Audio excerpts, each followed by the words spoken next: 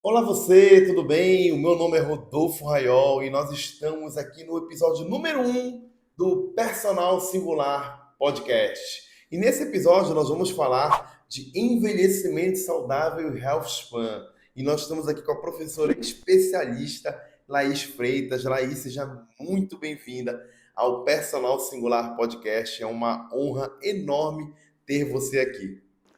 Bem, primeiramente, muito obrigada, Rodolfo, por esse convite. Eu fiquei muito feliz, né, em participar desse novo projeto e principalmente por falar de assuntos tão importantes da nossa área.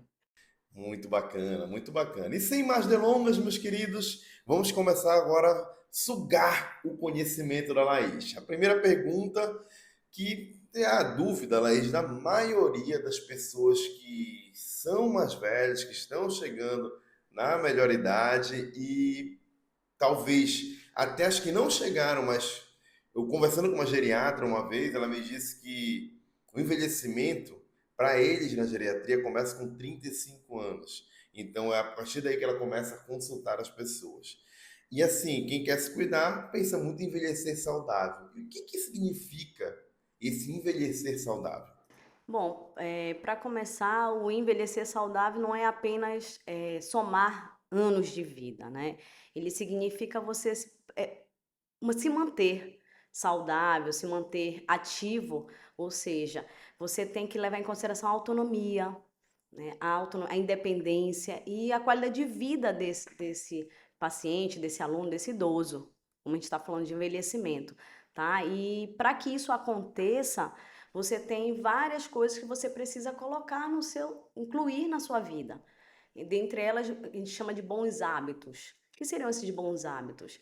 Seriam justamente você ter um sono de qualidade, ou seja, ele precisa dormir bem, ele precisa ter uma alimentação equilibrada, rica em proteína, já que a gente fala de envelhecimento, isso é a prioridade. Ele precisa, assim, fazer atividade física regular, ter relações sociais positivas, né? A gente precisa colocar esse idoso para ter relações sociais, precisa fazer ele no supermercado, fazer ele conviver com pessoas não só da idade dele, mas também pessoas mais jovens.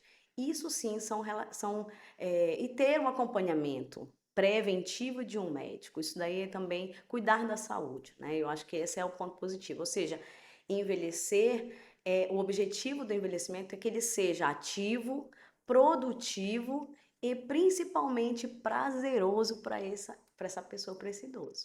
Excelente, excelente. Tu falaste de exercício físico, de atividade física. E muito se fala sobre a musculação como sendo a principal atividade física, a principal modalidade para o envelhecimento. Existe até uma campanha no Colégio Americano de Medicina do Esporte que fala que musculação é remédio.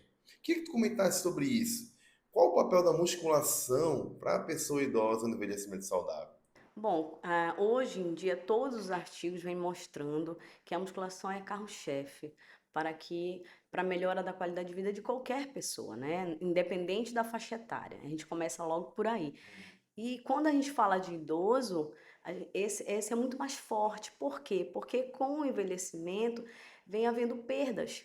Perda de massa óssea, perda de massa muscular, perda de equilíbrio, perda de flexibilidade. Então, a gente vem assim, vamos supor, de várias questões de perdas. E isso para o idoso, ele é muito significativo. Quando você chega numa certa idade, você quer fazer o que você fazia antes e às vezes você não consegue. E a musculação nos traz isso. Primeiramente, o ganho de massa muscular. Segundo, melhora da densidade óssea. Aí a gente luta contra o que é a osteoporose, que é uma doença que acomete o idoso. E não só o idoso, né? A gente sabe disso.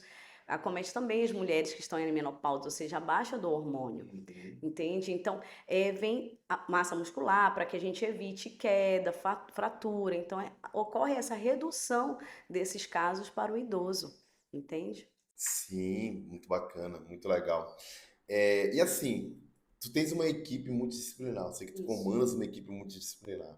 Queria que tu comentasse um pouco sobre isso, porque a gente sabe da importância de ter o profissional da educação física, o profissional da medicina, o profissional da fisioterapia, enfim, uma equipe toda cuidando dessa pessoa idosa. Como é que é esse relacionamento entre os profissionais da saúde que atuam na saúde da pessoa idosa no envelhecimento saudável? Olha, Rodolfo, essa criação dessa equipe veio de há 16 anos eu trabalho com o envelhecimento, eu trabalho, sou personal de idosos, né, da pessoa idosa.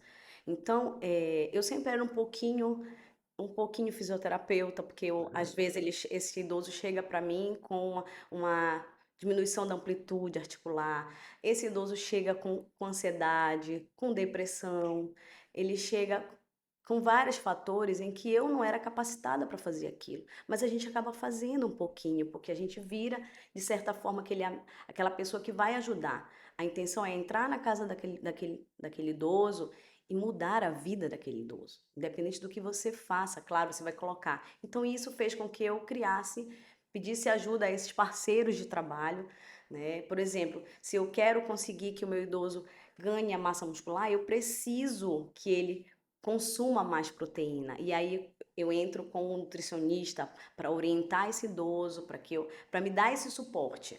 Se eu tenho esse idoso chega para mim com ansiedade, e aí eu não sou capacitada para conversar, para ter as técnicas, eu vou pedir ajuda para quem? Para psicólogo. Ou seja, a equipe toda nós entendemos que o envelhecimento ele é um fator, ele é um processo multifatorial.